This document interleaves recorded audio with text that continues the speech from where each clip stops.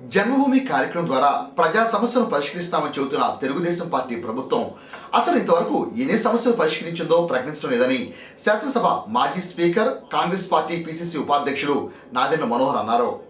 HCV Tenali నిర్వహించిన ముఖాముఖి కార్యక్రమంలో నాదెండ్ల మనోహర్ కాంగ్రెస్ పార్టీ పాలనకు తెలుగుదేశం పార్టీ పాలనకు ఉన్న వ్యత్యాసాల గురించి చెప్పిన ఆసక్తికరమైన అంశాల గురించి హెచ్సివి ప్రేక్షకులు వీక్షించండి. ఒక్కడు మొనగాడు ఊరే మెచ్చిన పనివాడు విధికి తలొంచడు ఏనాడు తల ఎత్తుకు తిరిగే మొనగాడు.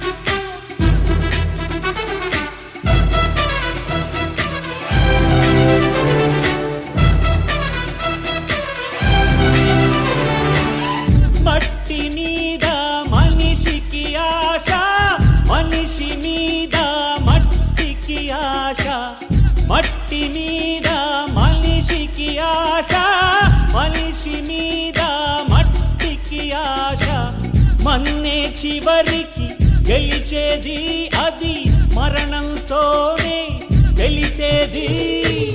కష్టం చేసి కాసు గడిస్తే నీవే దానికి యజమాని, కోర్టు పెరిగి బలిస్తే డబ్బే నీకు యజమాని.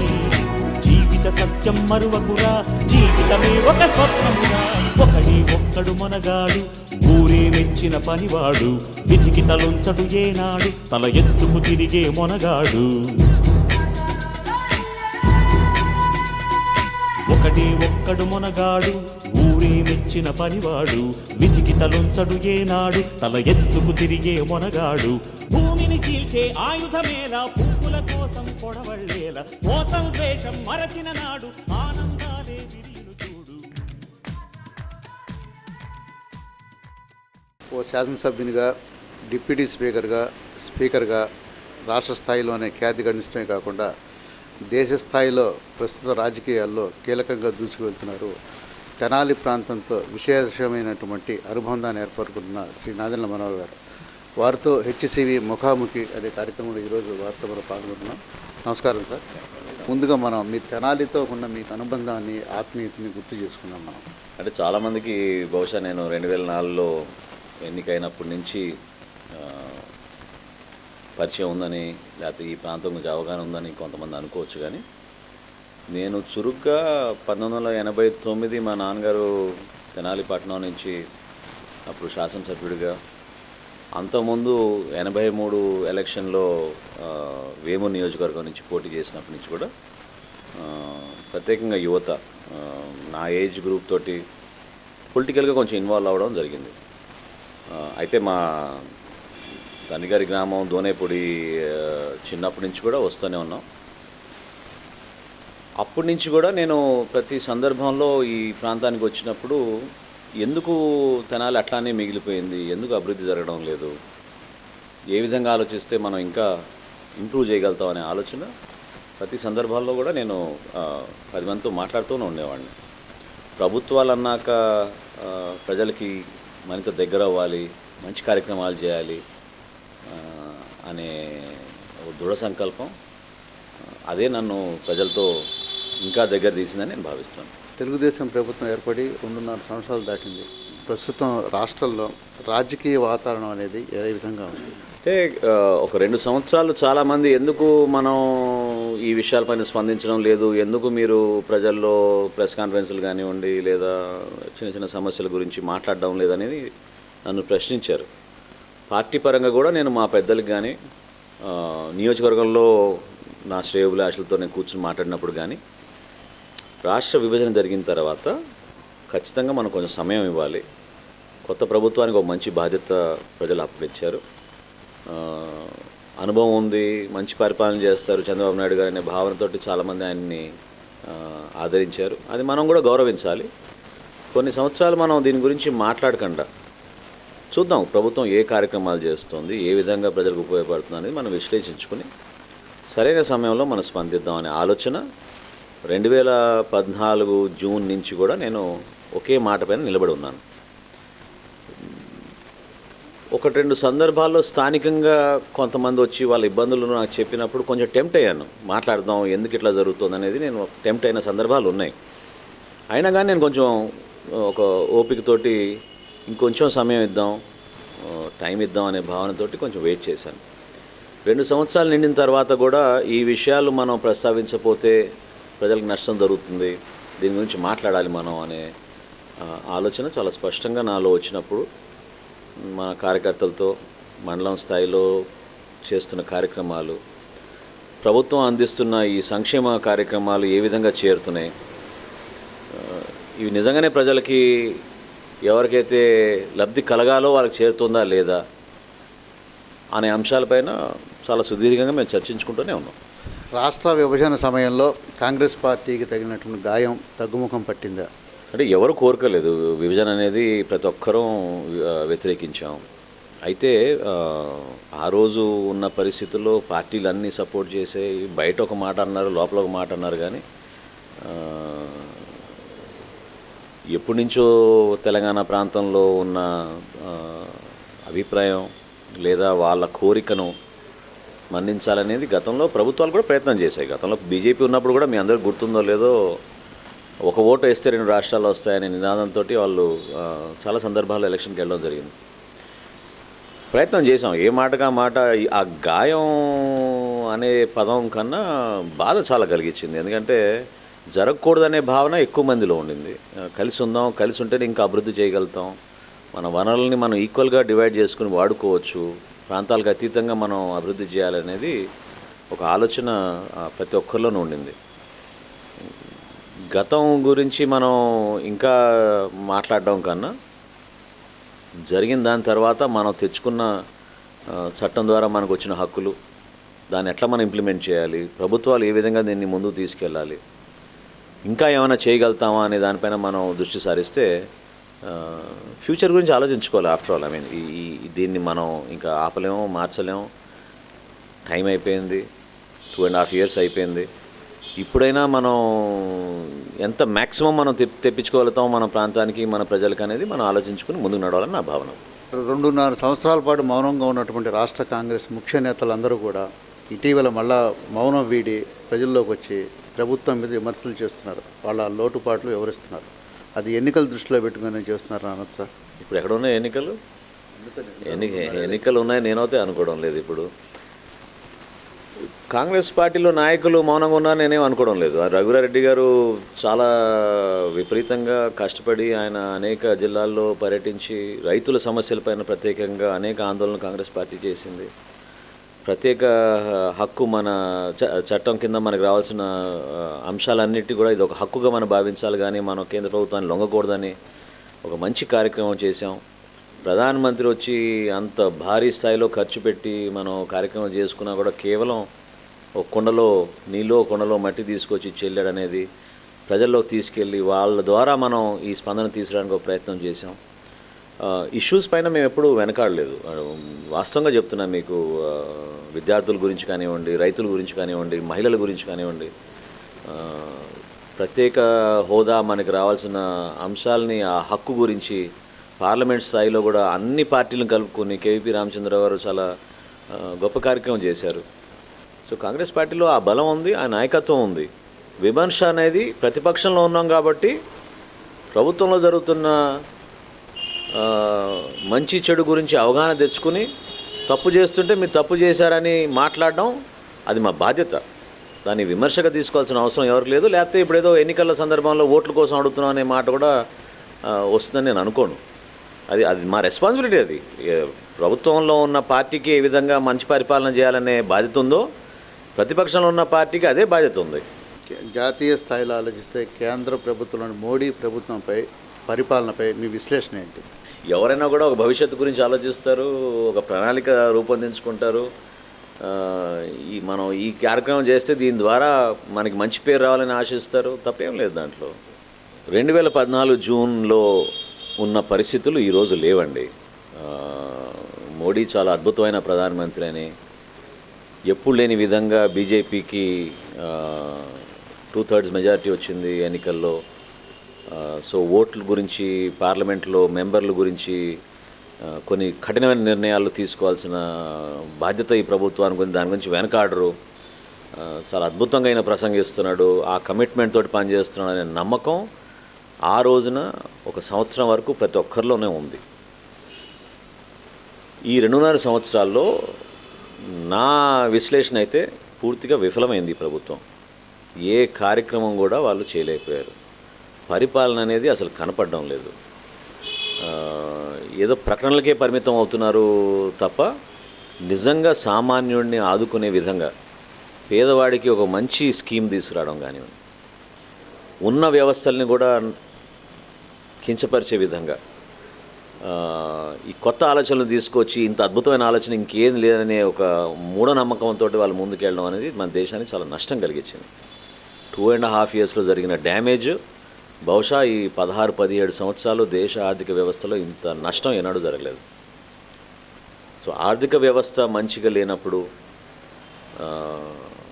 ఎంతో ఆశతోటి మన యువత ఇంకా అద్భుతంగా వేగంగా ముందుకెళ్దాం, ఇతర దేశాలతో మన పోటీ పడదాం, అటువంటి కార్యక్రమాలు నరేంద్ర మోడీ గారు చేస్తారని నమ్మకంతో వాళ్ళు ఉన్నది కాస్త పూర్తి స్థాయిలో వమ్ము చేశారనేది నా భావన.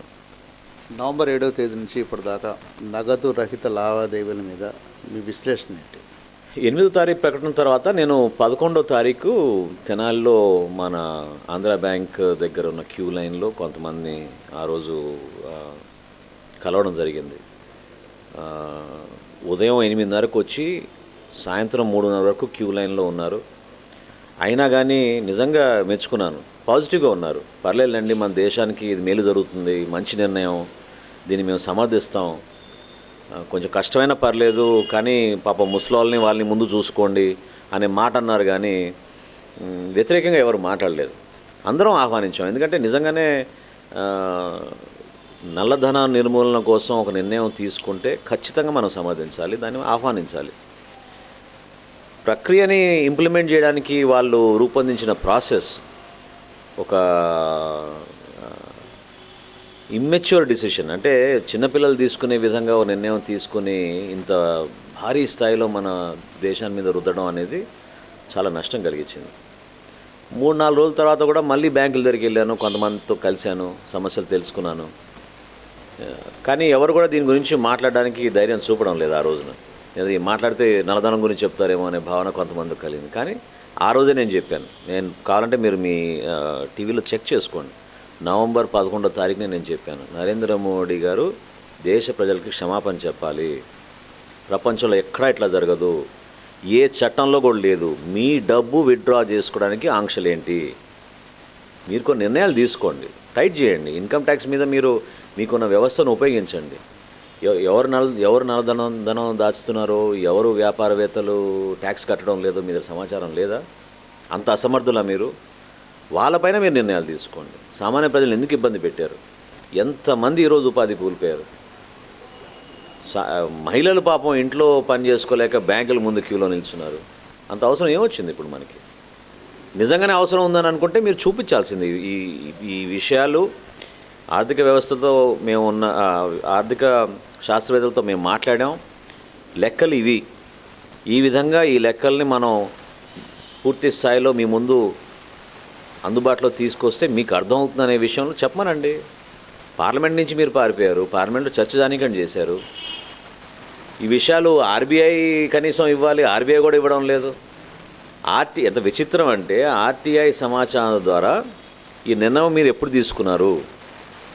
14,77,000 కోట్లలో ఎంతవరకు నల్లధనం ఉంది అంటే ఆర్బీఐ ఏం సమాధానం చెప్పింది మీకు తెలుసా? ఆర్టీఐ ద్వారా వాళ్ళు ఇచ్చిన సమాచారం ఏంటంటే, ఈ విషయం మేము బయటికి చెప్తే మాకు ప్రాణహాని ఉంది, అందుకని మేము చెప్పలేమన్నారు. సో ఇవి అంటే ఎప్పుడు కని వినే రీతిలో ఇటువంటి కార్యక్రమాలు జరుగుతున్నాయి. సో డిమానిటైజేషన్ అనేది ఖచ్చితంగా 99% ప్రజలకి ఇబ్బంది కలిగించింది. మీరు కావాలంటే ముఖ్యమైన వాళ్ళు లేకపోతే ఒక పర్టికులర్ సెక్టార్ పైన మీకున్న వ్యవస్థ ద్వారా మీరు సమయాన్ని సందర్భాన్ని ఉపయోగించుకుని వారిపైన మీరు కఠినంగా వ్యవహరించుంటే బాగుండేది. కానీ ఆ 0.5-1% శాతం ప్రజల కోసం మీరు ఇంతమంది ఇబ్బంది పెట్టడం అనేది ఏమాత్రం కూడా సబబు కాదు. కాంగ్రెస్ పార్టీ ద్వారా అనేక పదవులు పొంది లబ్ధి పొంది కరడుగట్టిన కాంగ్రెస్ వాదులు అని చెప్పబడే బొత్స సత్యనారాయణ లాంటి వాళ్ళు కూడా పార్టీని వీడారు. మరి భవిష్యత్తులో అటువంటి పరిణామాలు రాకుండా మీరు ఎటువంటి చర్యలు తీసుకుంటున్నారు కాంగ్రెస్ పార్టీలో?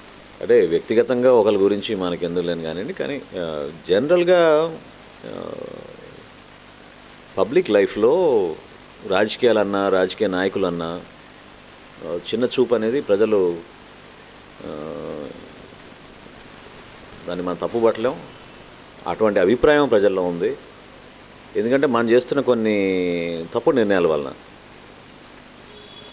మనకున్న ప్రజాస్వామ్యం, మనకున్న రాజ్యాంగం, ప్రజల్లో ఉన్న ఆదరణని మనం దృష్టిలో పెట్టుకుని స్టేబుల్గా ఒక మంచి వాతావరణం, మనం మాట్లాడే మాటల్లో ఒక చిత్తశుద్ధి, కేవలం విమర్శల కోసం విమర్శలు చేయడమే కాకుండా రాజకీయ భవిష్యత్తులో ఎప్పుడు కూడా ఏంటంటే మంచి ఉంటుంది, మంచి రోజులు ఉంటాయి, చెడు రోజులు ఉంటాయి. చెడు రోజుల్లో ఉన్నప్పుడు బాధ కలిగినప్పుడు ఓపిక బట్టి మంచి రోజుల కోసం కష్టపడి మనం ముందుకెళ్తే ఇట్లా పార్టీలు ఫిరాయింపులు కానివ్వండి, పార్టీలు మారడం కానివ్వండి, డైరెక్ట్గా దాని ద్వారా వ్యవస్థనే మనం ఒక జోక్గా ప్రజల్లో తీసుకొచ్చే విధంగా ఎవరు కూడా ప్రవర్తించకూడదని నా భావన. సార్, ఇప్పుడు కర్ణాటకలో కాంగ్రెస్ పార్టీలో మీ పాత్ర ఏంటి సార్? దేశవ్యాప్తంగా రాహుల్ గాంధీ గారి ఆలోచన మేరకు పార్టీలో కొన్ని కార్యక్రమాలు మేము చేపట్టినప్పుడు క్షేత్రస్థాయి వరకు మానిటర్ చేయాలి, వీటిని తీసుకెళ్ళాలి. ప్రత్యేకంగా ఈ డిమానిటైజేషన్ గురించి ఇంత నష్టం కలిగినా ప్రజల్లోకి పూర్తి స్థాయి సమాచారం వెళ్ళలేదనే భావనతోటి ఏఐసిసి నుంచి జోనల్ కోఆర్డినేటర్స్గా కొంతమంది అపాయింట్ చేశారు. అందులో నేను ఒకడిని. సో దీనివల్ల ఏంటంటే అదేదో ఒక వారం కోసమో 4 రోజుల కోసమో పోవడమే కాకుండా దాదాపు సంవత్సరంన్నర పాటు ఆ ప్రాంతాల్లో పర్యటించి మాకు బ్లాక్ లెవెల్ కమిటీస్ అని ఉంటాయి. బ్లాక్ లెవెల్ కమిటీసు, పట్టణ కమిటీసు, జిల్లా కమిటీసు, వీటిని అన్నింటినీ పటిష్టం చేసుకొని కేంద్రం నుంచి మాకున్న ఏఐసిసి హెడ్ క్వార్టర్స్ నుంచి వచ్చే ఇన్ఫర్మేషన్ని మేము బేస్ చేసుకుని ప్రజల్లోకి సమాచారం తీసుకెళ్తూ ఒక మంచి కార్యక్రమాలు యాజిటేషన్ మూడ్లో చేయాలనే భావన, ఒక కొత్త ఆలోచనతోటి కాంగ్రెస్ పార్టీలో ఈ ప్రయత్నం జరుగుతోంది. అది మొన్న ఒక 10 రోజులు నేను అక్కడ పర్యటించాను. చాలా వరకు అది ఉపయోగపడిందని మేము భావిస్తున్నాం. మీకు అత్యంత ఇష్టమైన తెనాలి నియోజకవర్గంలో మీకు ముందు, మీ హయాంలో, మీ తర్వాత అభివృద్ధి మీద మీ కామెంట్ ఏంటి? ఏమాత్రం స్వార్థం లేకుండా నిరంతరం ప్రజల కోసం అర్ధరాత్రైనా సరే కష్టపడి పనిచేసిన ఎమ్మెల్యేగా నేను ప్రజల మనసులో ఉండాలని నేను కోరుకుని అదే విధంగా పనిచేశాను 10 సంవత్సరాలు కూడా.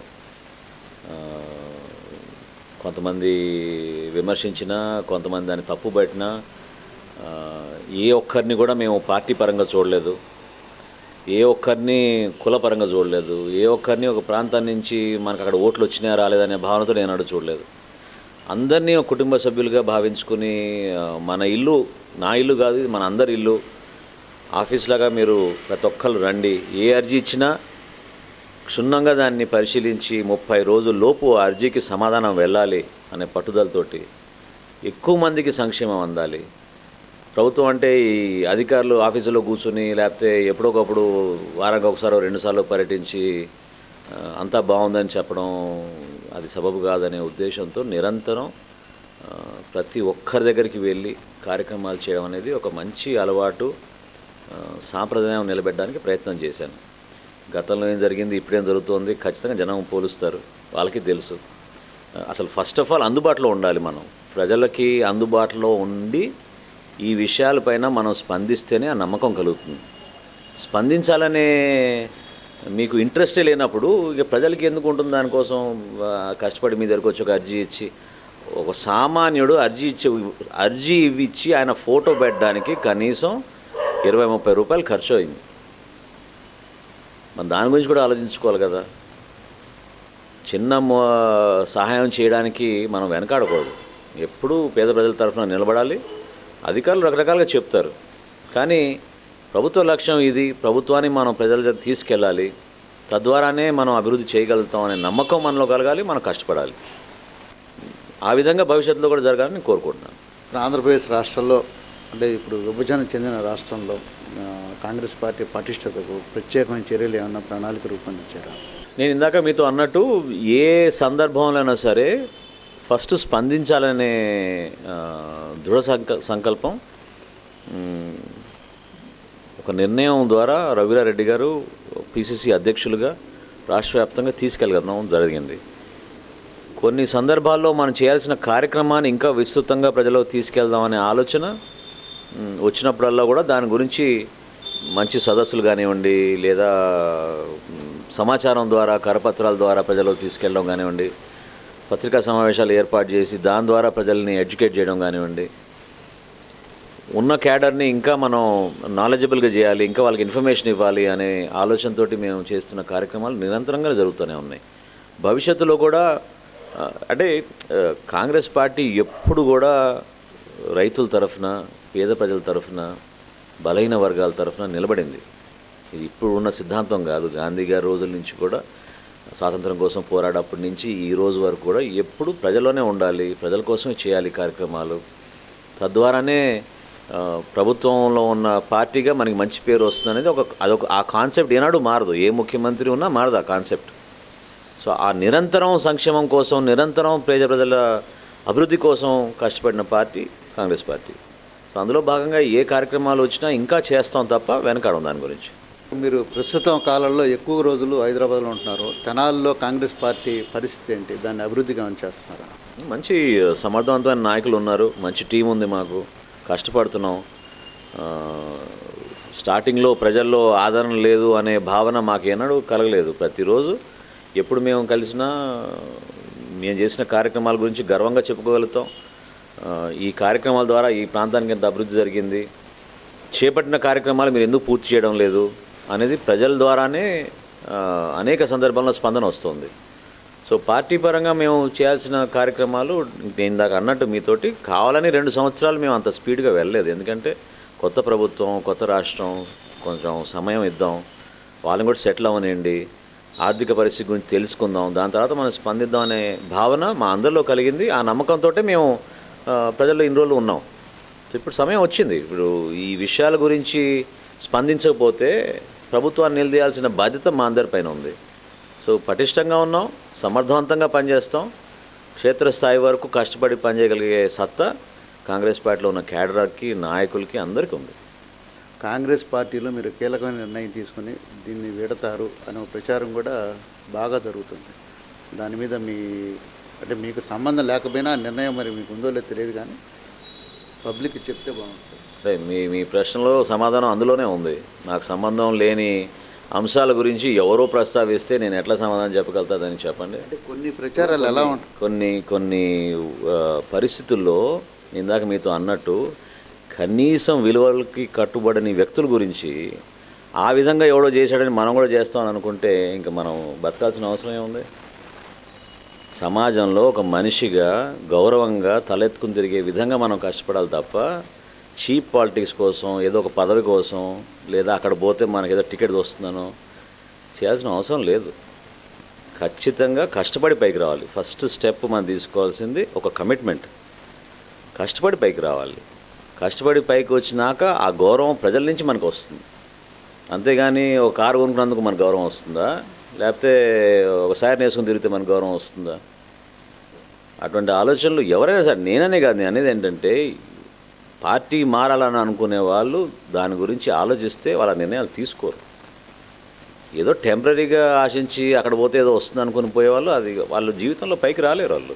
సార్, రాష్ట్ర స్థాయిలోనే మీరు బాగా బిజీ అవుతారా భవిష్యత్తులో, లేక జాతీయ స్థాయిలో కూడా అడుగుపెట్టే ఆలోచన ఉందా? అంత నేనేం ఆలోచించుకోనండి. ఎందుకంటే నేను 2004లో మొట్టమొదటిసారి ఓట్ల కోసం తిరిగినప్పుడు నాతోటి కేవలం 5-6 వచ్చేవాళ్ళు. ఎవరు నమ్మలేదు నేను తెనాలి నుంచి గెలుస్తానని. ప్రజలు చూపించిన అభిమానాన్ని ఒక్క 1% కూడా మనం వదులుకోకూడదు. నిరంతరం పనిచేయాలి, కష్టపడాలి. ఈ ప్రాంతాన్ని అభివృద్ధి చేసి ఇతర నియోజకవర్గాలు చూసి ఓహో ఈ విధంగా చేయొచ్చా అనే భావన అందరిలో కలగాలి.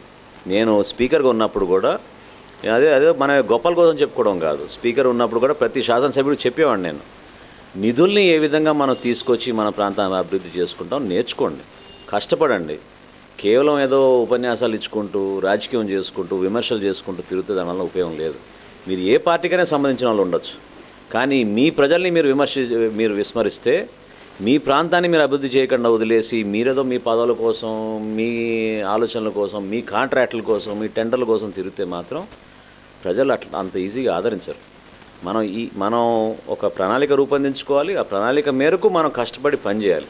సో తెనాలే నా ప్రయారిటీ, అందులో డౌటే లేదు. ఈ ప్రాంతాన్ని ఇంకా ముందుకు తీసుకెళ్ళాలి. వచ్చిన అవకాశాన్ని వదులుకున్నామనే బాధ నాలో ఉంది. నేను 2014లో ఓట్ల కోసం వెళ్ళినప్పుడు కూడా ఇదే చెప్పాను. ఒక శాసనసభ సభాపతిగానే ఉన్నా, ఇంతకన్నా పెద్ద పదవి నేను ఆశించడం లేదు.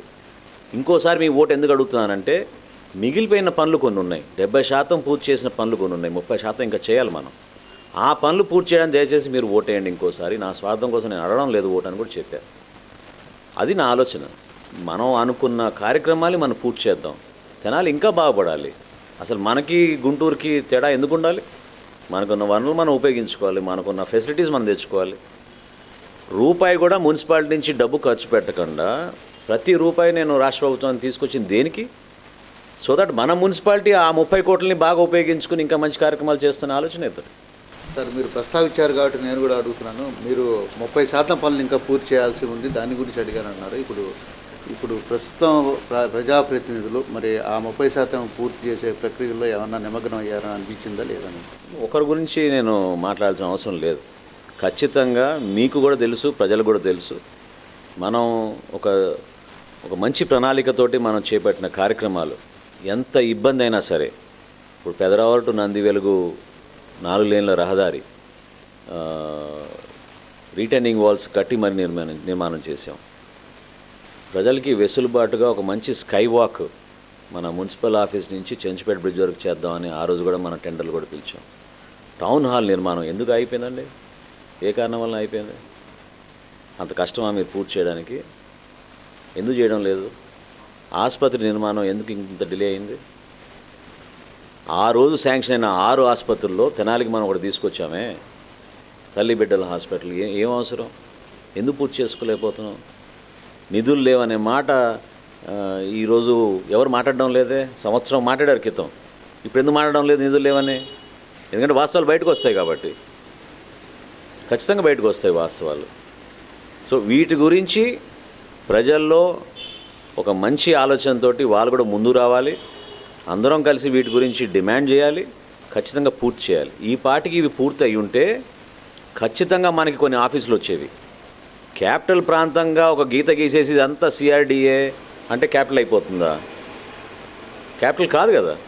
మీరు కొన్ని కార్యాలయాలు తీసుకురండి, కొంతమంది ఎంప్లాయీస్ని ఇక్కడ మంచి గృహ నిర్మాణం చేయండి. మనకున్న డ్రింకింగ్ వాటర్ ఫెసిలిటీ, మనకున్న మంచి వాతావరణం, పాఠశాలలు, పార్క్స్, వీటన్నింటి ఉపయోగించుకోండి. అట్రాక్ట్ చేయండి పీపుల్ని రమ్మని మన ప్రాంతానికి. ఎందుకు గుంటూరుకి వెళ్తారు? ఎందుకు విజయవాడకి వెళ్ళాలి? అందరూ అంటున్నారు అక్కడ కట్టుకోలేకపోతున్న హద్దులు చాలా భారీగా ఉన్నాయి, డిమాండ్స్ ఎక్కువ ఉన్నాయని. చక్కటి వాతావరణం, పంట పొలాలు ఉన్నాయి, వ్యవసాయం చేసుకుంటున్నారు, పిల్లలకి మంచి ఎదగడానికి మంచి అవకాశం ఉంది మన దగ్గర. అవి క్యాపిటలైజ్ చేసుకోవాలి మనం. మంచి హాస్పిటల్స్ ఉన్నాయి, మంచి డాక్టర్లు ఉన్నారు మనకి. ఎక్కడ దొరుకుతాయి ఇటువంటి అవకాశాలు చెప్పండి? అట్లా ఒక కమిట్మెంట్ లేకుండా రోజుకో మాట మాడితే దానికి మనం ఏం సమాధానం చెప్పాలి? తెనాలి శాసనసభ్యునిగా పనిచేసిన కాలంలో మీరు చెరగని ముద్ర వేసినటువంటి అంశాలు గురించి ప్రస్తావిస్తారా? ప్రజలు ఆదరించిన తీరేనండి. నాకైతే నా మోటివేషన్ అదే. నేను కానీ నా భార్య కానీ హైదరాబాద్లో పిల్లల్ని కూడా వదిలేసి ఇక్కడికి వచ్చి ఆ కమిట్మెంట్తో పనిచేయాలి, ప్రజలకు ఉపయోగపడాలి, సంక్షేమ ఫలాలు అందించడానికి అధికార యంత్రాంగం ఒక్కోసారి దుర్వినియోగం చేస్తుంది. అది జరగకూడదు. డైరెక్ట్గా వెళ్ళాలి వాళ్ళకి. పాపం వాళ్ళు అడిగే 200 రూపాయల పెన్షన్ మనం నిజమైన లబ్ధిదారులకు ఇస్తే వాళ్ళ కుటుంబాలు సంతోషంగా ఉంటారు అనే ఆలోచనతో రాత్రింబవళ్ళు కష్టపడ్డాం. అందులో భాగంగా నాకు గుర్తుంది, నాకు నిజంగానే స్ఫూర్తి ఇచ్చింది, మనం ఈ తెనాలి పట్టణంలో చేసాం, అదేవిధంగా కొల్లిపర్లో చేసాం. గ్రీవియన్సెస్ మీకు బాగా తెలుసు, ఈరోజు కూడా జరుగుతోంది. ప్రతి సోమవారం ముఖ్యమంత్రి గారు చెప్పారని ఒక ఆర్డీఓనో తహసీల్దారో తలుపులు తెరుచుకుని కూర్చున్నాం. రోజుకి వారానికి ఒకసారి వీళ్ళు గ్రీవెన్స్ డే చేస్తే 4 పిటిషన్లు వచ్చినాయని 3 పిటిషన్లు వచ్చినాయని లెక్కలు చెప్పేవాళ్ళు. అంతకన్నా విచిత్రమైన పరిస్థితి నాకైతే నేను చూడలేదు. అదే గ్రీవెన్స్ డే ప్రజల్లోకి వెళ్ళి నేను మీకు హామీ ఇస్తున్నాను, వాగ్దానం చేస్తున్నాను, 30 రోజుల్లోపు ఈ గ్రీవెన్స్ని మేము సెట్ చేస్తామనే మాట అంటే 24,000 జనాభా ఉన్న కొలిపర మండలంలో 6,300 గ్రీవెన్స్లు వచ్చినాయి ఒక్క రోజులో. 23వ రోజుకి ఆ గ్రీవెన్స్ అన్నింటినీ మనం ఇంటింటికి వెళ్ళి సర్వే చేయించుకుని వెరిఫై చేయించుకుని మరొకసారి 28వ రోజు ఒక సభ ఏర్పాటు చేసి దాదాపు 4,000 మందికి మనం గ్రీవెన్సెస్ అడ్రస్ చేసి ఇచ్చాం. పరిపాలన అంటే అట్లా ఉండాలి. దానికోసం మనం తహతలాడాలి, ఒక మంచి భావన కలగాలి మనలో. ఎవరిక్కడ మన ప్రాంతంలో ఎక్కువ శాతం అడిగేది వ్యక్తిగతంగా చిన్న సహాయాల కోసం, అంతేగాని ఇక్కడ ఎవరు ఆశించరే మీరు ఒక ఎయిర్పోర్ట్ కట్టమని ఏమైనా అడిగారా, లేకపోతే ఎక్కడ లేని విధంగా ఒక మంచి టవర్ కట్టమని తెనాల్లో మేము కోరుకున్నామని ప్రజలు అడిగారా? లేదు. చిన్న చిన్న సహాయాలు మీరు ఒక మంచి మనసుతోటి దగ్గరుండి ప్రజలకి అందించగలిగితే ఆ తృప్తి వాళ్ళకి ఇస్తుంది. వాళ్ళ తృప్తిని, ఆనందాన్ని చూసి అదే మనకి స్ఫూర్తిగా మనకు మంచి మార్పు, మనలో ఒక మార్పు కూడా తీసుకొచ్చి మన మోటివేట్ చేస్తుంది. శాసనసభ్యుడిగా నాకు అన్నిటికంటే మంచిగా అనిపించిన కార్యక్రమం అదే నిజంగా. ఎందుకంటే ఎంత అర్ధరాత్రి అయినా సరే గ్రామాల నుంచి తిరిగి వచ్చినప్పుడు కూడా చాలామంది ఇంటి బయట నిల్చునేవాళ్ళు.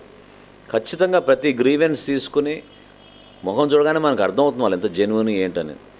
ఇమ్మీడియట్గా మనం దాన్ని యాక్సెప్ట్ చేసి నంబరింగ్ చేసుకుని తహసీల్దార్ దగ్గర పంపించి తహసీల్దార్ని వెరిఫై చేయమని, వాళ్ళ రేషన్ కార్డులో చెక్ చేసుకొని ఎన్ని గ్యాసులు అందించాం మనం, ఎంతమందికి మనం కార్యక్రమాలు చేయగలిగాం, వాళ్ళకి అదొక సంతోషాన్ని నిండిస్తుంది. సంతోషం ఇది వ్యక్తిగతంగా మనని బలపరచడం అని కాదు, తద్వారా ప్రభుత్వం అనే వ్యవస్థ పైన నమ్మకం కలుగుతుంది వాళ్ళకి.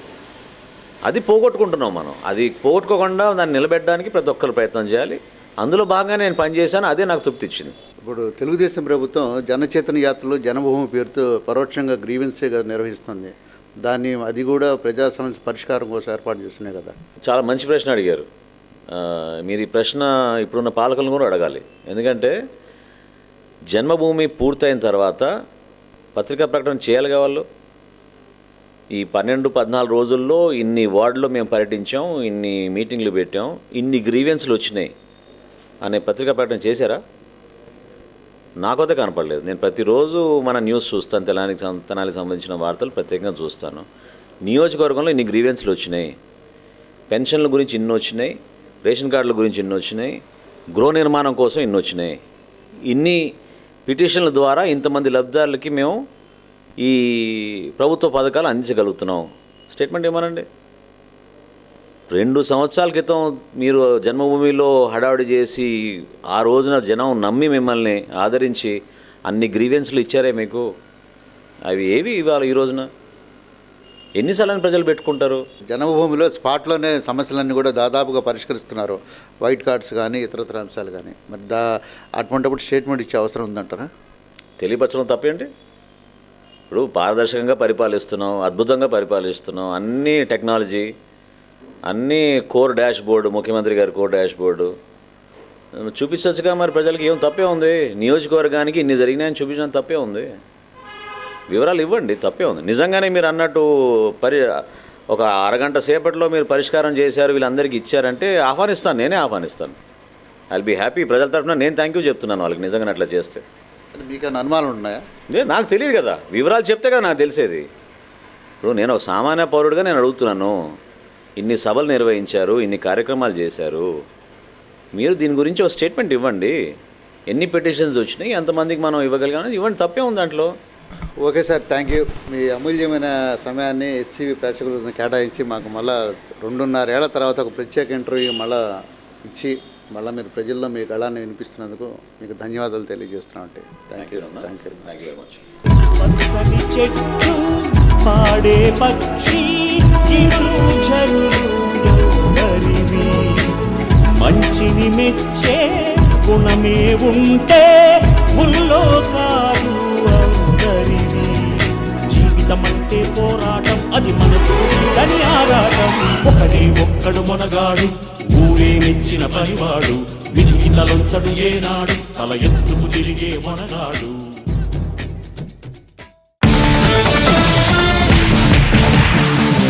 రా